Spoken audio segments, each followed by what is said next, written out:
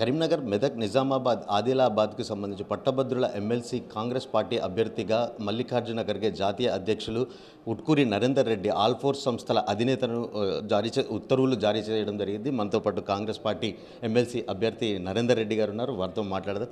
Sir, ముందుగా మీకు మైత్రి channel తరఫున కంగ్రాచులేషన్స్. అంటే కాంగ్రెస్ పార్టీ ఇప్పుడు ప్రస్తుతం తెలంగాణ రాష్ట్రంలో అధికారంలో ఉంది. ఎలాంటి కార్యక్రమాలు చేపట్టబోతున్నారు?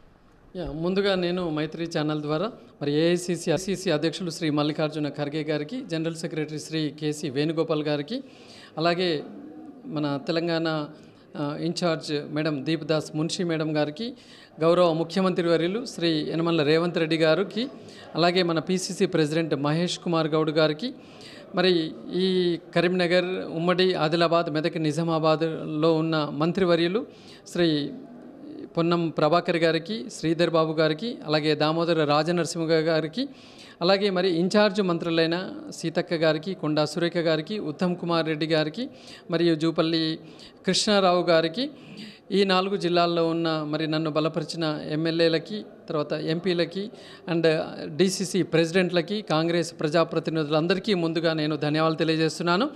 అండ్ ఇది ముందుగా ఒక మెట్టు, నేను ఇది నిరుద్యోగుల విజయంగా నేను భావిస్తున్నాను. ఇవాళ కాంగ్రెస్ పార్టీ అభ్యర్థిత్వాన్ని మరి నన్ను చేయడము అనేది ఇది ఒక నిరుద్యోగుల విజయంగా భావిస్తూ, తప్పకుండా మరి ఖచ్చితంగా మరి సోనియా గాంధీ గారికి ఒక గిఫ్ట్, నా యొక్క విజయం అనేది సోనియా గాంధీ గారికి ఒక గిఫ్ట్ రూపంలో నేను ఖచ్చితంగా ఇస్తాను. కష్టపడి పనిచేస్తూ మరి ముందుకు వెళ్తాను. ఇప్పటికే రేవంత్ రెడ్డి గారి ఆధ్వర్యంలో చాలా చక్కగా ఇప్పటి వరకు సుమారుగా 50,000 ఉద్యోగాలు మరి రావడం జరిగింది. అలాగే ఎన్నో పనులు ఇవల్ల చాలా మరి క్లారిటీగా ఎలాంటి అది లేకుండా చక్కగా పనులు, ఈవెన్ నిన్న మధ్యలో 317 జీవోలో ఉన్న స్పౌస్ కేసెస్ కావచ్చు, మరి ప్రమోషన్లు, ట్రాన్స్ఫర్లు కావచ్చు, యూనివర్సిటీ టీచర్ల యొక్క పీరియడ్ని 5 ఇయర్స్ని ఎక్స్టెండ్ చేస్తూ కావచ్చు, లేదా శాతవాణి యూనివర్సిటీకి మరి నిన్ననే మరి నెక్స్ట్ అకాడమిక్ ఇయర్ నుంచి శాంక్షన్ అయిన ఇంజనీరింగ్, తర్వాత లా కాలేజీల విషయంలో కావచ్చు, ఇవన్నీ చూసుకున్నట్లయితే మన ముఖ్యమంత్రి వర్యులు గౌరవనీయులు శ్రీ రేవంత్ రెడ్డి గారు చాలా చక్కగా మరి రాష్ట్రాన్ని ముందుకు తీసుకుని వెళ్తున్నారు.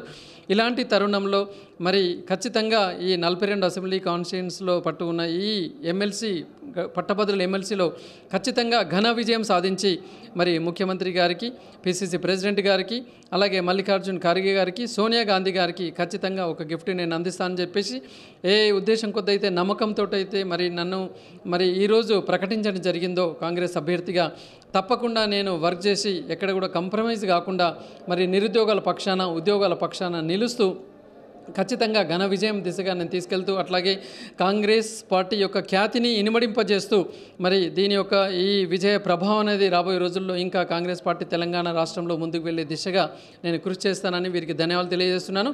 And no doubt at all, ఖచ్చితంగా మరి నిరుద్యోగుల పట్ల, ఉద్యోగుల పట్ల నేను చిత్తశుద్ధితో వర్క్ చేస్తానని చెప్పేసి మరి ఎన్నో రకాల గ్రాడ్యుయేట్లతో నేను మింగిల్ అయి ఉన్నాను. ఈ 5 నెలల నా యొక్క ఈ పర్యటనల్లో మరి ఎన్నో విషయాలు నేను గమనించున్నాను. ఖచ్చితంగా ఇవన్నీ కూడా మరి మన ముఖ్యమంత్రి వర్యులు రేవంత్ రెడ్డి గారి దృష్టికి తీసుకొని వెళ్ళి తప్పకుండా ఇవన్నింటినీ మరి సాల్వ్ చేసే దిశగా నేను ముందుకు వెళ్తానని చెప్పేసి కోరుకుంటూ మరొకసారి కాంగ్రెస్ అధిష్టానానికి ధన్యవాదాలు తెలియజేస్తున్నాను. కాస్త పట్టు ఎక్కువ ఉండాలి. అంటే ఆల్ ఫోర్స్ విద్యా సంస్థల అధినేత ఆల్ ఫోర్స్ నరేందర్ రెడ్డి అంటేనే దాదాపుగా ఇతర రాష్ట్రాల్లో కూడా ఒక పేరు. అంటే దాదాపుగా మీరు గతంలో ఒక విజయోత్సవ సంబరాలు కూడా జరిపారు. అంటే ముందుగానే మీ విజయం ఖరారైంది అనుకోవచ్చా? తప్పకుండా. ఎందుకంటే ముఖ్యంగా మరి సుమారుగా 3,50,000 ఎన్రోల్మెంట్లో మా టీం మెంబర్స్ అందరూ కూడా 1,50,000 ఎన్రోల్మెంట్ చేయడం జరిగింది.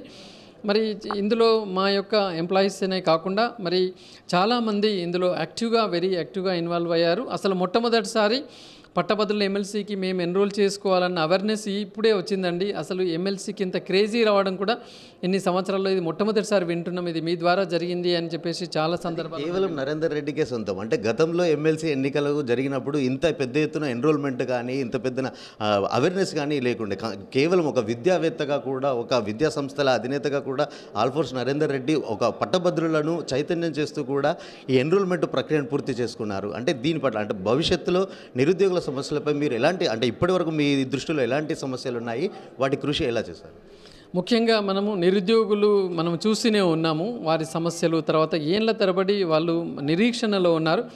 ఈ గడిచిన మరి ఏడాదిలో చూసుకున్నట్లయితే 50,000+ మరి రిక్రూట్మెంట్స్ అనేవి జరిగినాయి. ఈ సందర్భంగా ముఖ్యమంత్రి గారికి నేను ధన్యవాదాలు తెలియజేస్తూ రాబోయే రోజుల్లో కూడా ఏదైతే మరి జాబ్ క్యాలెండర్ వారు అనౌన్స్ చేస్తున్నారో ఖచ్చితంగా మరి ముఖ్యమంత్రి వర్యులు ఒక పక్క ప్రణాళికలతో ముందుకు వెళ్తున్నారు. నేను ఇప్పుడు చెప్పినాను కదా, ఎక్కడ ఎవరు కూడా ఏది డిమాండ్ చేయకుండా మరి తన పని తను చేసుకుంటూ పోతున్నట్టుగా చాలా సిస్టమేటిక్గా ఇవాళ అన్నీ కూడా జరిగిపోయినాయి. తర్వాత ముఖ్యంగా ఇవాళ ప్రభుత్వ ఉద్యోగులు కూడా వారికి గతంలో అయితే మనం చూస్తున్నాం ఏ రకంగా ఇర్రెగ్యులర్ శాలరీస్ ఉండే, ఇప్పుడు చాలా చక్కగా ప్రాంప్ట్ శాలరీస్ వస్తున్నాయి.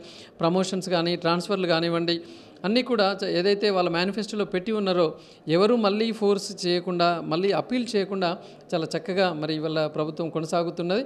ఖచ్చితంగా రాబోయే రోజుల్లో కూడా నిరుద్యోగుల పక్షాన్నే కాంగ్రెస్ పార్టీ ఉంటుందని చెప్పేసి కాంగ్రెస్ ప్రభుత్వం రాబోయే 2-3 సంవత్సరాల్లో తప్పకుండా మరి ఎక్కడెక్కడ వేకెన్సీలు ఉన్నాయో అవన్నీ ఫిలప్ చేస్తుంది అనే ఆశాభావంతో నేనున్నాను. ఖచ్చితంగా దానికి నేను చిత్తశుద్ధితో వర్క్ చేస్తాను. సాధారణ రైతు కుటుంబం నుండి వచ్చిన ఆల్ఫోర్స్ నరేందర్ రెడ్డి ఒక తెలంగాణలో ఆంధ్ర విద్యా సంస్థలకు ధీటుగా కూడా తెలంగాణలో ఒక ప్రభంజనం సృష్టిస్తూ ఇతర రాష్ట్రాల్లో కూడా విద్యా సంస్థలను ఏర్పాటు చేస్తూ ముఖ్యమంత్రి రేవంత్ రెడ్డి సారథ్యంలో తప్పకుండా నిరుద్యోగుల సమస్యల పట్ల కృషి చేస్తానంటూ కూడా ఆశాభావం వ్యక్తం చేస్తున్నారు. కెమెరా పర్సన్ సుమన్తో శ్రీకాంత్, మైత్రి ఛానల్, కరీంనగర్.